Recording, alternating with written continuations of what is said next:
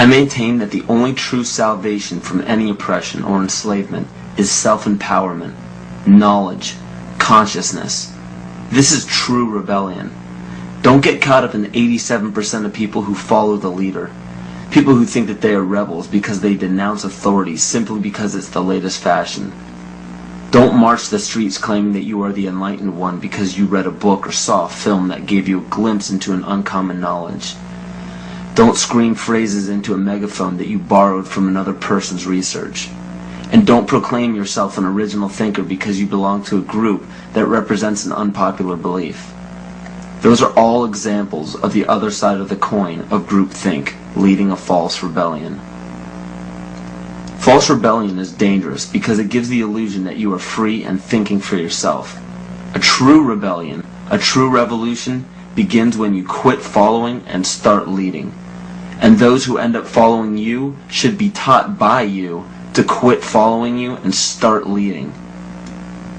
And the only way to lead successfully is by fully understanding your rights as a human being on this planet. We have very powerful tools on our side called the Bill of Rights and the Constitution. These documents state that no government can deprive us of our natural rights. So how is it happening? You must understand that the elite group controlling our government, our educational system, agriculture, and media are also in control of our free enterprise. Free enterprise is our economic system or our means of production, privately owned and operated for personal benefit. Free enterprise cannot legally be taxed unless it volunteers itself. The reason why income tax seems inescapable is because most every job on the planet requires you to sign a number of documents with fancy wording stating that you are agreeing to be a representative of a corporation or entity. What all of this means is simply that when you sign working papers, which are required by pretty much every employer that you apply to, you are waiving your rights as a natural person protected under the Constitution and agreeing to represent an artificial person that is not protected under the Constitution.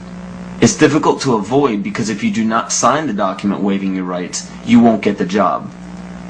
So why does every employer voluntarily pay taxes, which leads to the requirement of those documents? Because without doing so, the business loses all state and federal benefits provided to private or commercial business. And furthermore, most people simply accept the mistruth that income tax is required by law without investigating it. When your name is presented on a document with the first letter of your first and last name capitalized, it represents capitis diminutia minima, which occurs when a man's family relations alone were changed. It's a minimal loss of rights. When your last name appears in capital letters, it represents capitis diminutia media, which occurs when a man loses his rights of citizenship but not his rights to liberty. This means you can be fined and penalized but not enslaved or imprisoned. But when your entire name is capitalized on any document, it represents capitis diminutia maxima, which states that a man's condition changes from freedom to bondage. All rights of citizenship and family rights are surrendered. This means you can be fined, imprisoned, and enslaved in any amount for any duration at the whim of the state's suggestion. But it is important to note that if you do not legally bind yourself to these documents stating that you waive your rights and represent a corporation, you do not have to attend any court. There are two kinds of law on the earth, as I've said. One is called civil law, which is the law of the land, and one is called maritime admiralty, which is called the law of water. The maritime admiralty is banking law. So consequently, the corporation and government and people who want to control you, they create a second you, and that second you that they control, that they created, is all capital letters. Check it out. Anytime you get a bill, get a lawsuit, you get a fine, a ticket, somebody sends you a bill from the Department of Water and Power, check it out on your driver's license, on your Social Security card, on your insurance cards. Anything having to do with business, your name will always be in all capital letters, because only all capital letters can be dealt with by banks and government. You need to wake up and find out how this stuff really works. Because once you understand that you don't need to submit yourself as an American to a British commercial venture called courts. You're an American. You don't need to go to court. You only go to court because you agreed to go to court. When they send you a subpoena to court or summons to court, or they've sent you something, you look at it and say, hey, Jack, that's not me. That's in all capital letters. All capital letters is a corporation. Those who are charged under these maritime admiralty courts usually don't understand that they are voluntarily being fined and imprisoned. When a judge calls your name and asks if you are that name, those who say yes are verbally agreeing to represent the artificial person that the name represents. In doing so, you are voluntarily waiving your rights under the Constitution. Your absolute rights as natural persons are the right to life, security, and property. And all of these are very important. Remember that you can never be deprived of these simple rights unless you are willingly waiving them. But you need to understand your rights if you want to be protected under them. When sustainable development is knocking down your door for the right to your property, you need to understand your inherent right to your property, which extends from the visible surface to the center of the earth. But please note that these steps are simply the beginning. They merely treat the symptoms instead of attacking the root. To understand fully how to protect yourself, you need to understand your origin.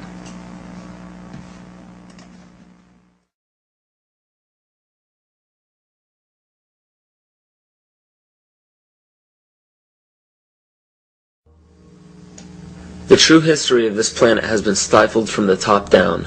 Since the inception of monotheism and the ridicule as well as outlaw in specific cultures of all pagan religions and practices, a lie has been forced upon all civilizations. You have to wonder why powerful empires were threatened enough by paganism to make the practice of such religions punishable by death. This threat didn't end during the Roman Empire. Take a look at how the founders of America, by mandate of Great Britain, wiped out Native American tribes indiscriminately. Great Britain has also shown some of the most brutal forms of genocide in Africa, India, New Zealand, New Guinea, and many other locations in which pagan tribes still existed. East Timor suffered from one of the most brutal genocides in all of history and was fueled by the United Nations and the United States funding during the Carter administration. Ford and Kissinger visited Jakarta, I think it was December 5th. We know that they had requested that Indonesia delay the invasion until after they left because it would be too embarrassing. And within hours, I think, after they left, the invasion took place on December 7th. What happened on December 7th in 1975 is just one of the great evil deeds of history. Early in the morning, bombs began dropping on Dili. The number of troops that invaded Dili that day almost outnumbered the entire population of the town. And for 2 or 3 weeks, they just killed people.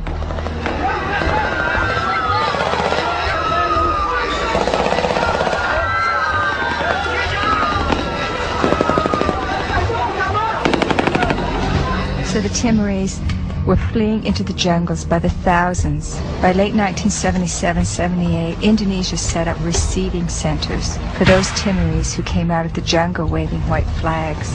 Those the Indonesians thought were more educated or who were suspected of belonging to Frelimo or other opposition parties were immediately killed. They took women aside and flew them off to Dili in helicopters for use by the Indonesian soldiers. They killed children and babies. But in those days, their main strategy and their main weapon was starvation. By 1978, it was approaching really genocidal levels. The church and other sources estimated about 200,000 people killed. The U.S. backed it all the way. The U.S. provided 90% of the arms. Right after the invasion, arms shipments were stepped up. When the Indonesians actually began to run out of arms in 1978, the Carter administration moved in and increased arms sales, and other Western countries did the same. Canada, England, Holland, and everybody who could make a buck was in there trying to make sure they could kill more Timorese. The last thing that the ones in power want is a sovereign group or tribe setting a positive example for others. It is important to note that followers of monotheistic religions are not to blame, just as not all members of Freemasonry, intelligence agencies, fraternal orders, or political organizations are part of the esoteric agenda that is being carried out in all upper echelons of society. And it's difficult for people to comprehend, but paganism is no more dangerous than understanding surgical procedures. The knowledge can be very useful when applied properly, yet it can also have very detrimental effects if misused or abused. Understand that most all of these problems are not by mistake, but by design. Most people do not understand how colors, shapes, catchwords and phrases, and biological timings are all used as talismans to affect humanity on an emotional and spiritual level. Colors are used hypnotically in every news channel and corporate advertisement. Fast food chains typically use vibrant reds, yellows, and whites in their restaurants to cause the customers to feel hurried and restless. This helps the customers filter in and out quicker to make for more customers. Fine dining restaurants, on the other hand, use very earthy, natural colors such as soft greens, blues, and browns to calm the senses and to make for a more lengthy and peaceful meal. And the same goes for the music that is played at these establishments. Specific musical notations and progressions can give relaxing or exciting stimuli to the body without our knowledge. The music industry goes even further and uses natural rhythms of the heart to map out the tempo of pop songs. This is why 72 beats per minute is used very frequently in pop music. Music is not a product of culture.